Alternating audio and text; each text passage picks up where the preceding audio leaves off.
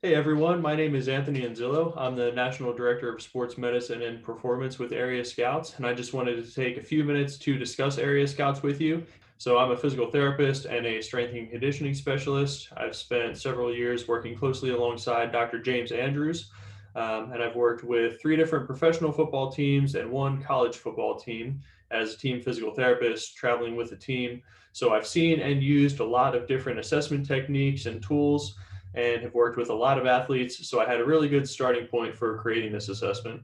And now that it's complete, I can confidently say that the B.A.S.E assessment is the most comprehensive athletic assessment that I've ever seen or used. And that was really intentional. I wanted to make sure that no stone went unturned and that no joint, muscle, or energy system went untested in our evaluation of our athletes. So before we dive into the specifics of the B.A.S.E assessment, it really helps to first understand the why. So here at Area Scouts, our mission is to help every athlete reach their full athletic potential and help them continue to play their sport for as long as they'd like to and not have to give up due to injury or burnout. And to accomplish that, it really comes down to two things to reverse engineer that goal. One is we need to keep the athlete healthy and allow them to stay on the field. Um, so it's not possible to prevent all injuries in sports. There's always a risk, but it's possible to lower the risk by ensuring that the athletes' bodies are prepared to withstand the demands of the sport and by training in a smart way. The other piece is improving athletic performance. So, by improving the athlete's performance on the field, it ensures that they have more fun, that they can be more successful on the field, and more effectively compete with their peers and their opponents so that they can earn playing time and have opportunities to play at the next level. So, that's really the goal of any good training program. It should reduce injury risk and it should improve performance and ensure that the athlete's body can physically do what their coach is asking them to do. So, to understand how the things that we're going to measure directly correlate to athletic performance, it helps to view this athlete development pyramid that I'll show now. Okay, so at the peak of this pyramid is sport skills, and this is really how good the athlete is at their sport and how effective they are at their position. And just like the pyramids of Egypt, the ones with the highest peaks are also the ones with the largest, most vast bases. And it's very similar for athletic development. An athlete's base or foundation are very simple things like fundamental movement patterns, strength, range of motion, balance, flexibility. Then the next level up are slightly more demanding things like speed, agility, power, endurance, athleticism.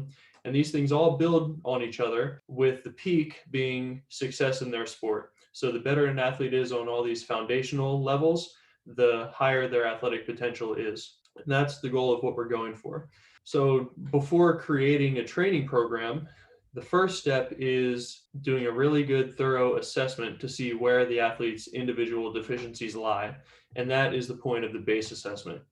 So, as I mentioned, it's a very comprehensive assessment where we look at a ton of different areas. There are actually 24 different tests and movements throughout the assessment, and we have it broken into four different sections: biomechanics, athleticism, sequence, and endurance.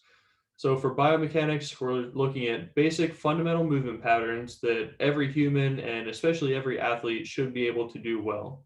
Several different movements we're looking at, all of which require some combination of mobility, strength, and the motor control to put those pieces together. And the athlete is scored on their movement. And if they score poorly on a movement, that tells us that they lack either the required mobility, strength, or motor control for that specific movement. And that is flagged, and then they're later provided with a very targeted set of corrective exercises to address their deficiencies. Next, we move into the athleticism, and this is where things start to get a little bit more physically demanding. There are several tests looking at both upper and lower body strength and power, and we're also looking at various tests of speed and agility. Next, we move into the sequence section, and here we're talking about the kinematic sequence. And what that is basically how efficiently the athlete's able to transfer power from their legs through their core to their arms.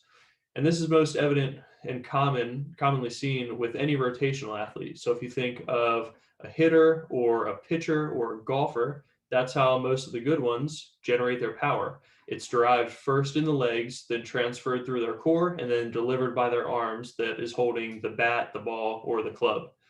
Now, this isn't just limited to rotational athletes. Another good example is an offensive lineman. So they're starting out low in their stance, and when the ball is snapped, they drive up using their legs and then transfer that power through the core and then deliver it with their arms to block their opponent. So this concept is really applicable throughout a wide variety of sports and positions. And we're measuring this through a series of medicine ball tests where we can measure their power in certain tasks that are requiring all these different body segments to work in a coordinated fashion together. Lastly is the endurance section, and here we're looking at both cardiorespiratory endurance and core muscle endurance. So endurance is really important because fatigue is another major risk factor for injury and for decreased performance. So the more resistant an athlete is to fatigue, the better their performance will be toward the end of a game, in the ninth inning, the fourth quarter, the third period, whatever the end of their event or sport is, and the lower their injury risk will be when it gets to that point. It's also important that as they move toward the end of a long season, as their body may start to break down, the better their endurance is, the more resistant they will be to that. So as you can imagine, we can pick up a ton of different deficiencies throughout all of these areas.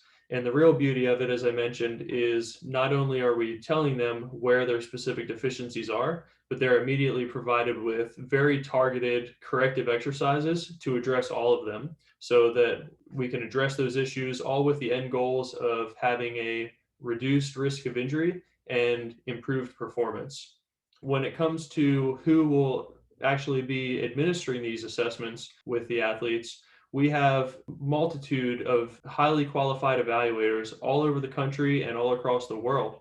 And all of them go through a very thorough training process, both in the base assessment and in the individual on-field assessments for the specific sports and positions. And they become certified in these assessments. And we don't allow any evaluators to work with the athletes until they're certified in the assessments that they're going to be providing.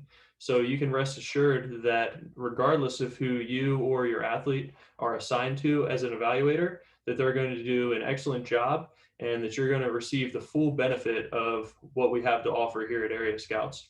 So I hope that helps to answer any questions or sum some things up. And if you have any questions at all, please feel free to contact anyone on our team and we'd be happy to discuss more with you.